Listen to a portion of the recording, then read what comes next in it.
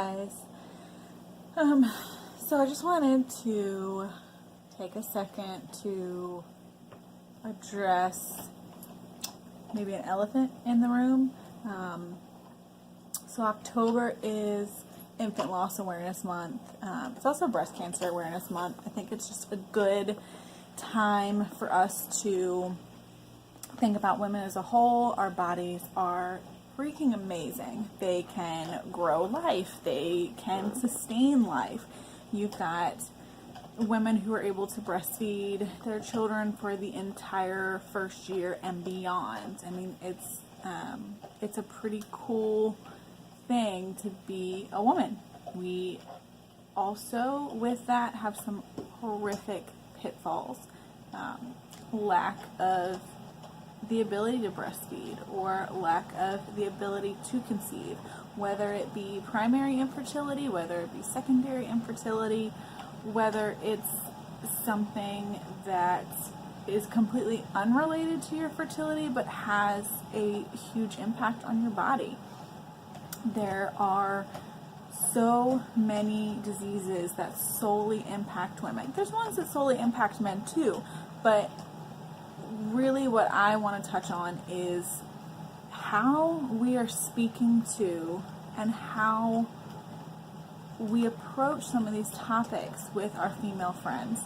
The hashtag I'm seeing right now is I'm 1 in 4, and 1 in 4 women is going to experience some sort of miscarriage, infant loss, whether it be a miscarriage early in pregnancy, whether it is a late-term miscarriage, and they have to deliver this baby that they know is not going to survive.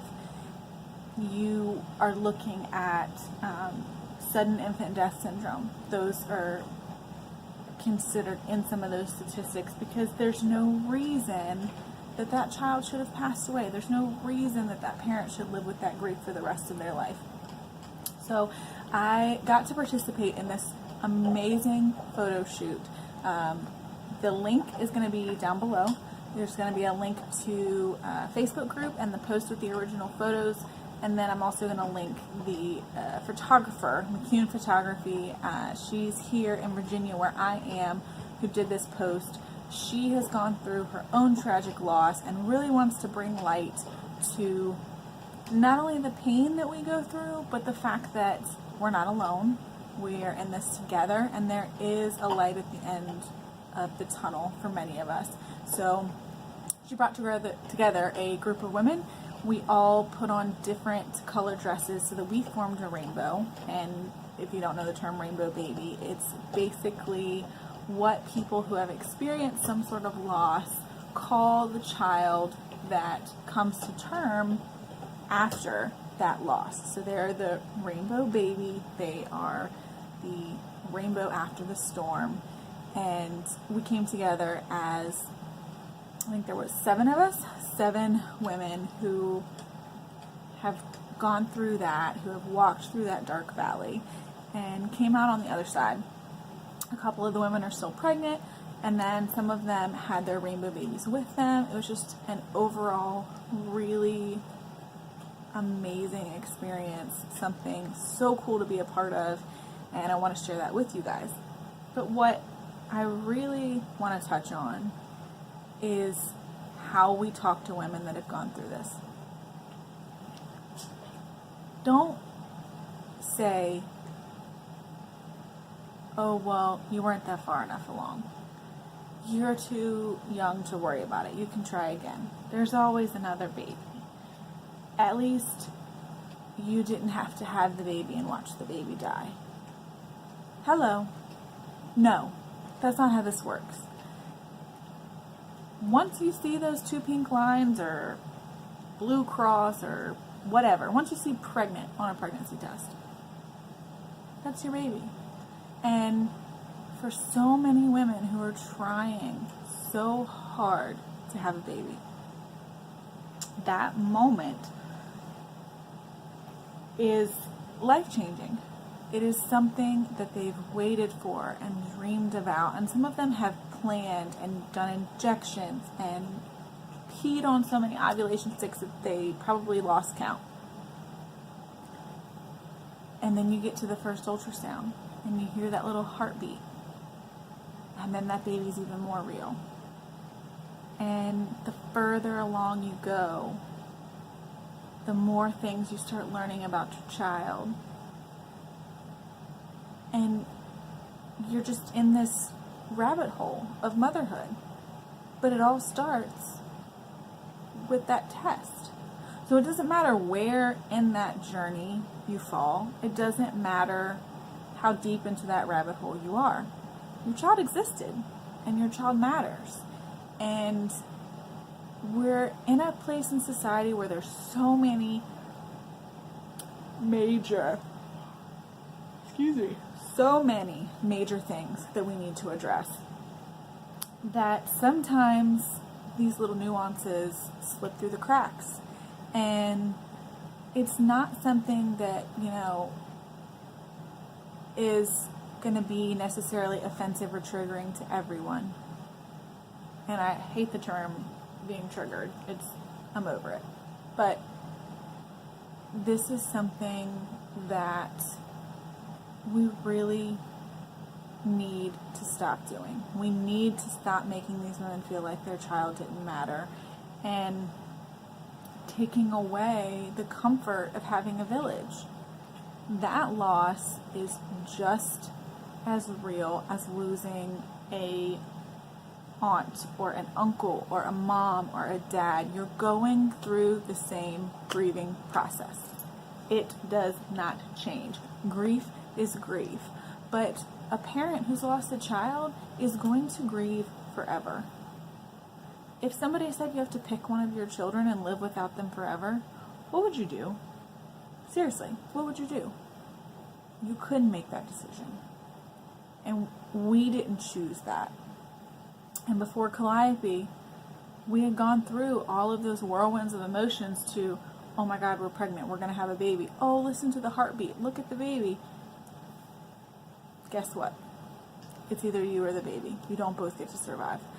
And we didn't tell anybody about it because it was almost like because we were so early or we weren't married or whatever, I don't know why we didn't share more. Our close friends and family knew. I don't think we were ready to share. But regardless, we still kept it to ourselves. So now, 3 years later, I think we're 3 years later now. We have a healthy baby girl. She's almost 16. But let's see, it's October. Yeah, she'll be 16 months old this month. So we've gone through all those emotions again and then some. And I think, I can sit in those feelings now and say it was probably one of the darkest times of my life. And I don't want any other women to go through it alone. So my dogs are going to start barking. If you know a mama who has gone through that, give her something. Give her some sort of love. Give her a hug. Tell her that it's okay. I'm going to end on this note because these guys are going to go crazy. But take a look at these photos. Take a look at the photographer. She's sharing a different mom every day this week. And she's going to have a little blurb about our story. Maybe they're not going to go crazy. So you're going to get to see the moms and their rainbow babies, all of the moms together, this journey that everyone's been on. It's a really cool thing, and I want you guys to share it. Share it on Facebook. I'll link the actual post below. Share it on Facebook.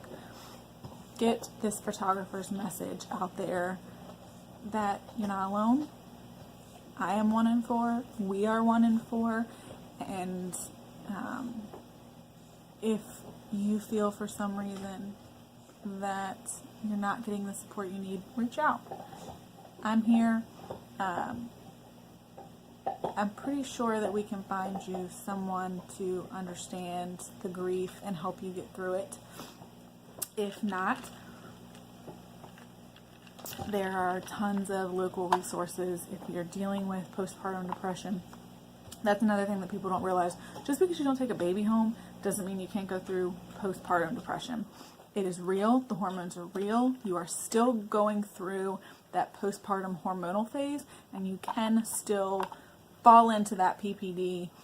And it's even worse for some people because you don't have a baby to, give you a reason to feel all of those things. You got the loss coupled with the hormones. So please reach out, comment below, message me, whatever. And just know that you're not alone. And we celebrate you. We celebrate your babies, be they here with us on earth or in heaven. And we celebrate the strength that you embody, having gone through that and being able to keep going. So that's all I got. Go check it out. Go like the page. Go share the post. And have a good Monday. Bye, guys.